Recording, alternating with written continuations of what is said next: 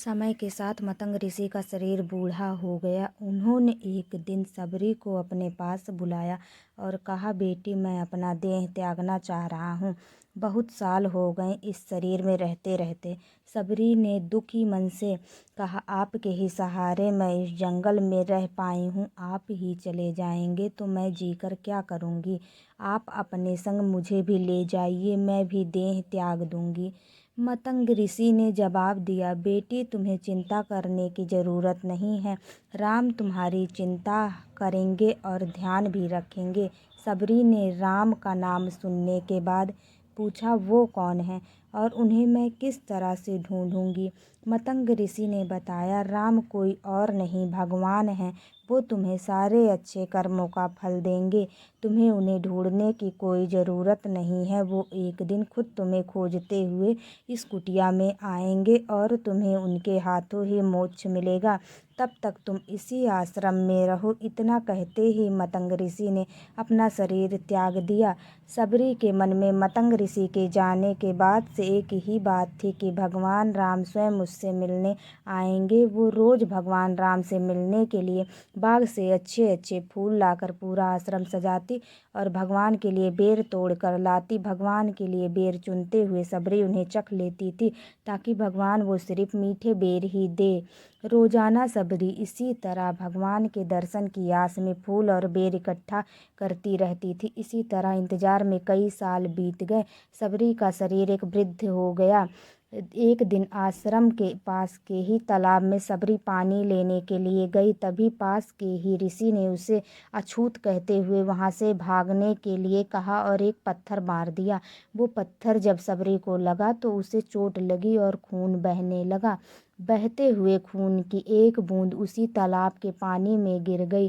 तभी पूरा तालाब का पानी खून में बदल गया। ये सब होता देखकर ऋषि ने सबरी को ही डांटा और कहा कि पापिन, तुम्हारी वजह से पूरा पानी खराब हो गया। रोज ऋषि उस पानी को साफ करने के लिए अपनी कई तरह की विद्याओं का इस्तेमाल करते। कई सारे जतन करने के बाद भी कुछ नहीं हुआ। फिर उन्होंने गंगा जैसी कई पवित्र नदियों का जल भी उस तालाब में डाला, फिर भी तालाब का पानी साफ नहीं हो पाया और वो खून जैसा ही रहा। कई सालों तक तालाब के पानी को साफ करने की कोशिश के बाद भी कुछ काम नहीं आया तो ऋषि ने थक कर सब कुछ छोड़ दिया। इस घटना के कई सालों के बाद भगवान राम अपनी पत्नी सीता के हरण के बाद उन्हें ढूंढते हुए उसी तालाब के पास पहुँचे। ऋषि मुनियों ने उन्हें पहचान लिया। भगवान को वहां देख कर ऋषियों ने तालाब का पानी साफ करने के लिए भगवान को अपने पैर उसमें डालने के लिए कहा, लेकिन पानी जैसे का तैसा ही था। ऋषि मुनियों ने भगवान से भी कई अन्य जतन करवाए, लेकिन वो पानी जस का तस खून जैसा ही रहा। तब भगवान ने ऋषियों से पानी के रक्त में बदलने की कहानी पूछी। तब ऋषि ने सबरी को पत्थर मारने वाली सारी बात बता दी। उसके बाद कहा कि वो महिला ही अपवित्र है, छोटी जात की है, इसलिए ये सब हुआ है। उसी वक्त भगवान राम ने कहा, ये सब आप लोगों के खराब वचनों से हुआ है। सबरी को इस तरह के शब्द बोलकर आप लोगों ने उसे नहीं बल्कि मेरे दिल को घायल किया है। इसी घायल दिल के रक्त का प्रतीक यह तालाब का लाल पानी है। आगे भगवान राम बोले, कहाँ है वो माई, मैं उनसे मिलना चाहता हूँ। तब तक सबरी उसी तालाब के पास पहुँच जाती है। इस दौरान सबरी के पैर को ठोकर लगती है और कुछ धूल उस तालाब में गिर जाती है। तभी सारा पानी साफ हो जाता है। भगवान सबसे कहते हैं कि देखिए, आप लोगों ने क्या कुछ नहीं किया, लेकिन पानी साफ नहीं हो पाया। अभी सिर्फ इनके पैरों की थोड़ी सी धूल ने ही तालाब का पानी साफ कर दिया। भगवान राम को सबरी पहचान चुकी थी। उन्हें प्रणाम करके सबरी ने कहा, भगवान, आप मेरे साथ कुटिया में चलिए। भगवान भी खुशी खुशी सबरी के साथ चल पड़े। फूलों से सबरी ने भगवान राम का स्वागत किया। वो सीधे बेर तोड़ने के लिए बाग गई और चख चख कर उनके लिए बेर लेकर आई। उन्होंने बड़े ही प्यार से भगवान राम और उनके भाई लक्ष्मण को बेर दिए। भगवान राम ने भी उतने ही प्यार से उन बेर को खाना शुरू किया।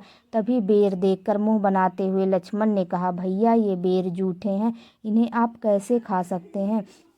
भगवान ने जवाब दिया, लक्ष्मण ये जूठे नहीं बल्कि बहुत मीठे हैं। सबरी माई हम सबके लिए ये बहुत प्यार से तोड़कर लाई है। इतना कहकर भगवान राम प्यार से उन बेर को खाने लगे। भगवान ने जाते हुए सबरी माई से कहा, आप मुझसे जो चाहे वो मांग सकती हैं। सबरी ने उन्हें कहा, मतंग ऋषि के कहने पर मैं आज तक सिर्फ आपके दर्शन करने के लिए जी रही थी। अब आप मुझे मोक्ष प्रदान कीजिए, मैं अपना शरीर आपके सामने ही त्यागूंगी। उसी वक्त सबरी ने अपना शरीर त्याग दिया। भगवान राम ने अपने हाथों से उनका अंतिम संस्कार किया और सीता माँ की खोज में आगे बढ़ गए। इस तरह से ऋषि मतंग की बात सच साबित हुई और सबरी को भगवान राम के दर्शन भी हुए। तभी से भगवान राम को सबरी के राम भी कहा जाने लगा। कहानी से सीख, सच्ची श्रद्धा हो तो भगवान के दर्शन जरूर होते हैं।